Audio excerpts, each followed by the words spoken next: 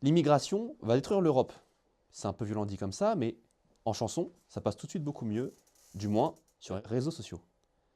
C'est en tout cas la stratégie du mouvement d'extrême droite Save Europe.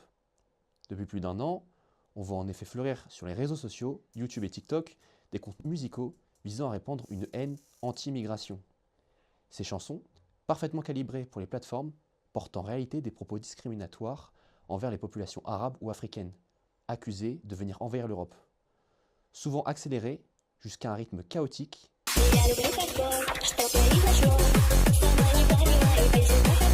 Ces airs existent également en thèmes plus lents, comme Little Dark Age de MGMT,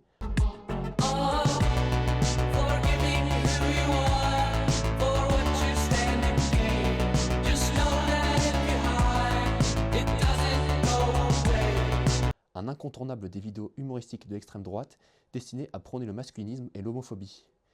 Des dizaines de playlists Spotify et des chaînes YouTube populaires y sont consacrées, comme le style Ariane classique. Une tendance choquante et provocatrice, manifestement organisée par de nombreux trolls d'extrême droite. Des personnes qui cherchent volontairement la division entre les différentes communautés, prônant les bienfaits d'une Europe blanche.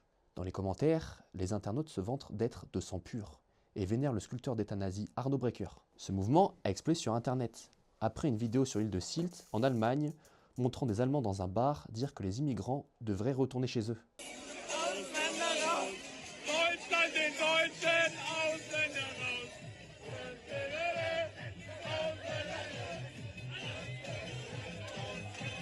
Après que la vidéo ait connu un grand succès, plus de contenus de ce type ont envahi TikTok, popularisant la montée extrémiste des soutiens Save Europe.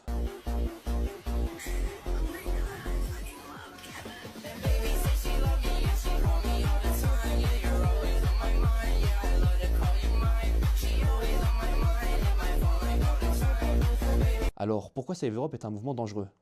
Déjà, ça partage de nombreuses idées qui ont de base des idéologies néo-nazies et d'extrême droite, anti-migratoires, et qui défendent la théorie d'une hiérarchisation des races. Il n'y a donc absolument rien d'étonnant à ce que ce mouvement ait pris une telle ampleur sur Internet. À une époque où la grande majorité des jeunes sont sur l'Internet, la génération Z adhère aux idées de l'extrême droite qui mise en grande partie sur sa communication sur les réseaux sociaux. Dans une ère où les fake news sont omniprésentes, s'informer, c'est le seul moyen de s'en protéger. C'est précisément pour accompagner cette démarche que des structures comme la Maison de l'Europe à Nantes existent. Elles proposent des ressources, des échanges et des actions pédagogiques qui aident chacun à mieux comprendre l'actualité européenne, à développer son esprit critique et à accéder à une information fiable et contextualisée.